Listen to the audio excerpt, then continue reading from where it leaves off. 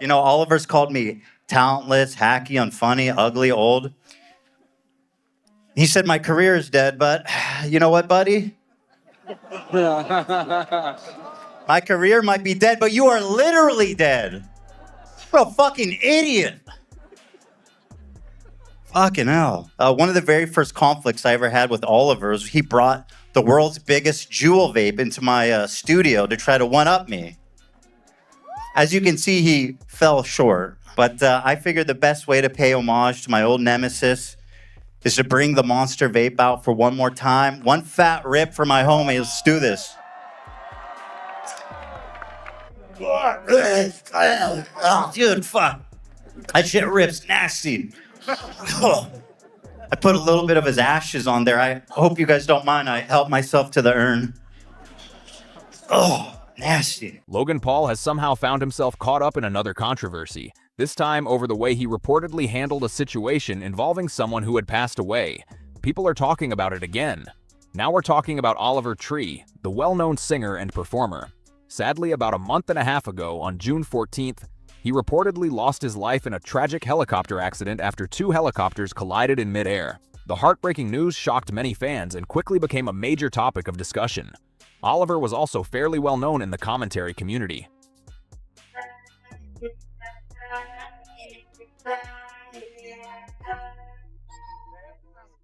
That's crazy. What's up? How y'all doing? Man, I gotta say, I do Monday Night Raw every single Monday on Netflix, and this is a better crowd than that. Damn! Y'all turned out. Y'all really turned out. They played that song Alien Boy earlier. And man, the first lyric. I fell down to earth. Oliver was a genius. He was ahead of his time. He couldn't have written a more accurate lyric. Oliver, brother, I can't believe they asked me to roast you because you clearly didn't need my help for that. They literally said it was a roast. And look, I prepared a little something, but the tech team fucking didn't have a PowerPoint clicker. I love PowerPoints. They didn't have a PowerPoint clicker. So they made me send them individual photos. There's a bright ass light in my face, but when I do this, change the fucking photo. And to the tech guy up there, what's your name, bro? I know you have a little microphone. I'm gonna address you personally. Brian. Brian. Ryan or Brian with a B? Brian. What the fuck, Ryan? He had worked with and was friends with Ethan Klein, who hosts the H3 show, and he had also crossed paths with Logan Paul on multiple occasions. Because of those connections, along with several other friends and creators, they each shared personal memories and speeches during Oliver Tree's celebration of life, which was live-streamed for around 3.5 hours. The biggest complaints people have about this situation come down to two main points. First, when Logan Paul got up to share his thoughts, many viewers felt some of his jokes were in very poor taste for such a serious event. A lot of people were uncomfortable with the way that part of his speech came across. The second issue is that he's promoting and selling a limited edition version of Slime, the parody brand that Oliver had created. Critics believe the timing and promotion were inappropriate, arguing that it looked like Logan was using the attention around Oliver's passing to bring more eyes to himself and his brand. At the same time, others believe the situation is more complicated than it first appears, and that there's more context worth looking at before jumping to conclusions.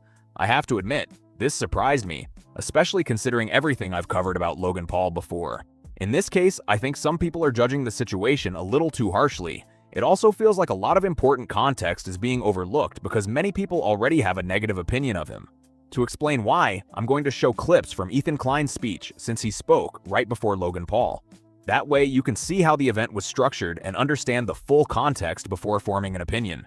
Before we get into those clips, take a second to leave a like if you're enjoying the video. It's a quick click that really helps support the channel, and if you haven't already, consider subscribing for more videos like this. No matter what, thanks for watching and being here. Before I show the clips from Ethan Klein's speech, it's important to add some key context. The people speaking at the event were reportedly told it was meant to be a roast of Oliver Tree. That's the understanding they had going in, and it's the style they prepared because that matched Oliver's personality and sense of humor. If you followed Oliver or were a longtime fan, that kind of celebration of life probably wouldn't seem out of character. From what those involved have said, they believed they were honoring him in the way he would have wanted, for better or for worse. Some of the lines included, "I smoked his ashes from the urn. I hope you guys are chill with that." Then there was, "He fell short," which some people took as a reference to the helicopter crash, while others thought it was about the oversized vape prop he brought on stage. Another line was, "My career's dead, but you're dead." Those jokes immediately got people talking. I'm not going to pretend those were the funniest jokes ever, and it's fair to say they didn't land well for a lot of viewers. But it's also worth remembering that Ethan was much closer to Oliver Tree than most of us watching from the outside. Aside from Oliver's family and close friends, very few people would really know what kind of humor Oliver would have appreciated. From that perspective, Ethan was trying to honor his friend's style of comedy. Whether people think that approach worked or not is a different question, but that context helps explain why the roast continued, even if some believe Ethan or Logan weren't the best people to deliver those jokes. I'm showing these clips because I think it's only fair to look at the full context, whether we're talking about Logan Paul or anyone else. Before judging what happened, it's important to understand the atmosphere of the event and the expectations the speakers reportedly had going into it. About an hour later, Logan Paul gave his speech, and by that point, this was already the tone that had been set for the celebration of life. That context doesn't automatically settle the debate, but it does help explain why his speech unfolded the way it did. Now, to be fair, that last part where Logan was going back and forth in a more lighthearted way while the photo was accidentally flipped upside down by the tech team didn't seem like it was planned. At the same time, opening his speech by talking about problems with the tech crew and not having his presentation, Clicker came across to many people as out of touch. Look, when most people look at me, they think, wow, that guy has a dumbass haircut. And I get it. When not in the context of professional wrestling, people take one glance at me and assume I'm just a guy on steroids with the dumbest hair in the world. But those people are wrong, because there was one person in the world with dumber hair.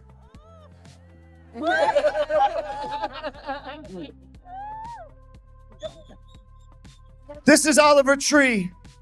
He's not a professional wrestler, just what some people considered a rock star. But I went to Oliver Tree's show, and he looked like this. By any metric, that is not a rock star. That is just a guy on steroids with the dumbest hair in the world. But you see, this is actually one of the many things that we had in common. The dumb hair, I mean, obviously. So we bonded while getting haircuts together, and the conversations were electric. He would accuse me of taking performance-enhancing drugs. I would accuse him of being on Ozempic, and so on. I don't have proof. I do not have proof, but he lost 25 pounds in a very short amount of time. I'm still pretty suspect about it. Obviously, nothing wrong with GLP-1s and peptides, which again, I know nothing about. Especially considering the setting. It may have simply been a joke that didn't land, or maybe Logan was genuinely frustrated and decided to mention it in front of everyone. Either way, it didn't seem to connect with much of the audience. As for the roast jokes themselves, I didn't think they were especially funny either. They felt weak, and for a lot of viewers, they just didn't work in that moment. One of those jokes was met with almost complete silence, and I think Logan realized it right away. That's probably why he said, "Please, they told me that this was a roast." He genuinely seemed to be explaining the situation rather than trying to double down. Even so, bringing up the technical problems during a celebration of life still struck many viewers as unnecessary. That said, some people pointed out that Oliver himself had a history of creating awkward, chaotic, or unexpected moments as part of his public persona. Whether that was intentional here or simply a coincidence is open to interpretation. After that, Logan went through a series of photos from the time they spent together, sharing stories, making lighthearted jokes about Oliver, and at the same time showing moments that suggested real appreciation and respect for their friendship.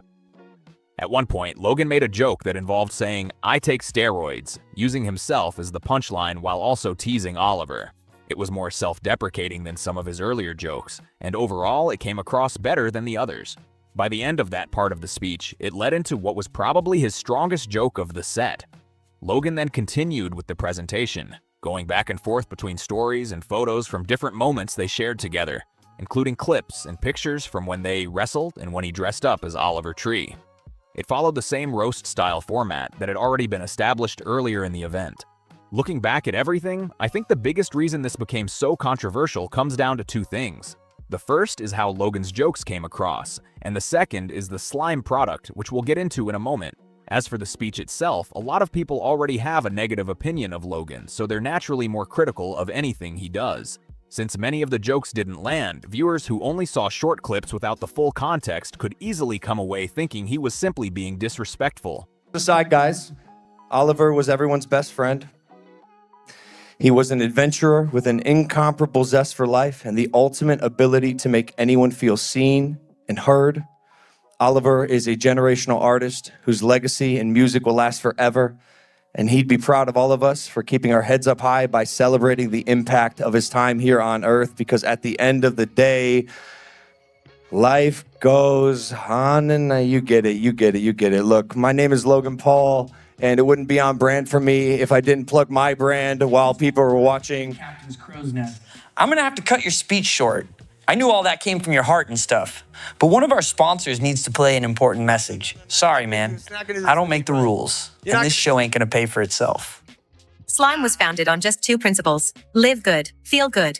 But this shit's good. When you drink a bottle of slime, you can feel the energy coursing through not just your body, but your soul as well. Shit lubes up your vocal cords. I use it before singing. We are a family-owned company that is obsessed with living a life to the fullest. It tastes a hell of a lot better than this prime bullshit. It has 3,000 calories. With about 3,000 calories and 100 grams of protein, just to name a few of its healthy benefits. You see me out on the street, I'm drinking slime. We're taking over. Slime. Absolutely. What are you doing? Don't fucking touch the slime. Hey, take some with you. On the other hand, those who point to the event's stated roast format argue that this style of humor was intended to reflect Oliver's personality, even if Logan's delivery didn't work for everyone. In a strange way, some even believe the awkwardness fit the kind of unpredictable humor Oliver was known for. At the end of the day, none of us can say for certain what Oliver would have thought because most of us didn't know him personally. People like Logan Paul, Ethan Klein, Oliver's family, and his close friends had a very different perspective than anyone watching from the outside. That's why I'm interested to hear what you think. Does this extra context change your view at all, or do you still feel I'm being too generous in my take? That brings us to the other part of this controversy that has drawn a lot of criticism. As Logan wraps up his speech, he shares several kind words about Oliver before being interrupted. That's when he introduces Slime, Oliver Tree's parody of Prime, a running joke that originally came from one of Oliver's appearances on Logan Paul's podcast. That moment is where the discussion really starts to heat up. This wasn't just a brief tribute to Oliver Tree's parody brand, Slime. It also became a real product release. Logan Paul later posted on X, released a limited run of Slime to honor Oliver's legacy. All proceeds go to his foundation for young artists. The post quickly gained massive attention, reaching around 2.6 million views, and included a link to the product page on the Prime website. On the website, the limited edition Slime by Oliver Tree bottle was presented with a message explaining that Oliver believed in using his platform to make a difference. It stated that 100% of the proceeds from each $10 bottle would be donated to the Oliver Tree Foundation to help support emerging artists. The page also included a playful description inspired by Oliver's signature sense of humor, including a reference to the long-running joke about trying to make a 3,000-calorie drink, something that was never actually possible.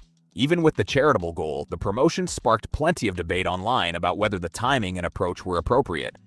The page even joked that they still weren't sure how Oliver managed to pull it off, saying that was part of what made him so brilliant. But almost immediately, many people online seemed to overlook one important detail. The product page and Logan's post both stated that 100% of the proceeds would go to the Baby Geniuses Foundation, the organization created to support Oliver's mission. Looking through the replies, the reactions were all over the place. One person wrote, "Man never wastes an opportunity to make dirty money." Another pushed back, saying, "Honestly, a W from Logan, but people are interpreting it wrong." Others compared the promotion to past controversies, while another commenter pointed out that the money was being donated to Oliver's foundation and questioned why people were still so upset. The debate quickly became split between those who saw the campaign as a meaningful fundraiser and those who felt it was still giving Logan and the Prime brand extra publicity, regardless of where the proceeds were going. One reply summed up that criticism by saying, yeah, the money might go to the foundation, but this is still promoting his brand irrespective of if he makes money. Another comment said, probably wouldn't be an issue if he didn't have a history of caring only about himself. That really seems to capture the main criticism once you set aside the people who may not have realized the proceeds were being donated. For many critics, the bigger issue isn't where the money is going. It's that Logan Paul is still promoting the Prime brand through this campaign. Even if 100% of the proceeds from the slime bottles go to Oliver Tree's foundation, some people argue that Logan still benefits by putting his brand in front of millions of people. Others have questioned why he didn't simply make a large direct donation to the foundation instead. Their argument is that someone with his resources could potentially contribute a similar or even larger amount without launching a product tied to his own brand.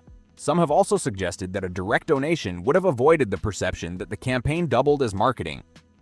Those are opinions being shared online, and there are different views on the issue. At the same time, it's impossible to know for certain how Oliver himself would have felt about this approach, so that part ultimately remains a matter of speculation. It's also possible that Oliver himself would have found the whole idea funny. We simply can't know for sure. What we do know is that Logan Paul knew Oliver personally and spent far more time with him than most of us ever did, aside from Oliver's family and the close friends who attended the celebration of life. That doesn't automatically make every decision the right one, but it does add important context. If none of the proceeds were going to Oliver Tree's foundation, I think the criticism would be much stronger. But according to the campaign, 100% of the proceeds are being directed to the foundation, which means the money is intended to support the cause connected to Oliver's legacy. From my perspective, the potential benefit Logan receives from the added exposure doesn't necessarily outweigh the positive impact of raising funds for that foundation. That's why I think this situation is more complicated than it first appears.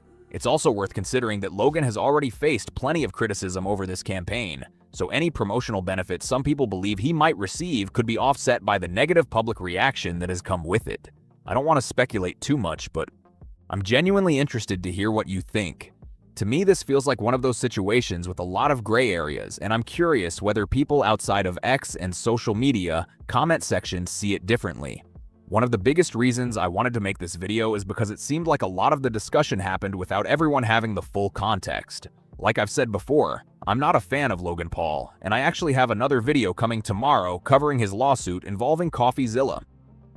Even so, I still think it's important to look at each situation on its own and be as fair as possible. In this case, I think Logan's overall reputation may have influenced how many people viewed his speech before they had the chance to see the full event. From what was presented, the roast-style format appeared to match the tone that had already been established during the celebration of life. Whether people agree with that approach or not is completely up to them. But I do think having the full context makes it easier to understand why the speeches were delivered the way they were. Let me know where you stand after seeing all of it. I don't want to speculate too much, but I'm genuinely interested to hear what you think. To me, this is one of those stories with a lot of gray areas, and that's exactly why I wanted to cover it. It felt like a lot of the conversation online happened without everyone seeing the full context first, and I think that's important when you're judging a situation like this. As I've said throughout the video, I'm not a fan of Logan Paul, and I actually have another video coming tomorrow covering his lawsuit involving CoffeeZilla. Even with that in mind, I still believe it's important to judge each situation on its own instead of letting past controversies decide every opinion. In this case, I think Logan's reputation may have influenced how many people viewed his speech before they watched the full celebration of life. From everything shown, the roast-style format appeared to fit the tone that had already been established during the event. Whether you think that approach was appropriate is completely up to you, but I do think the full context deserves to be part of the discussion. Now I want to hear from you.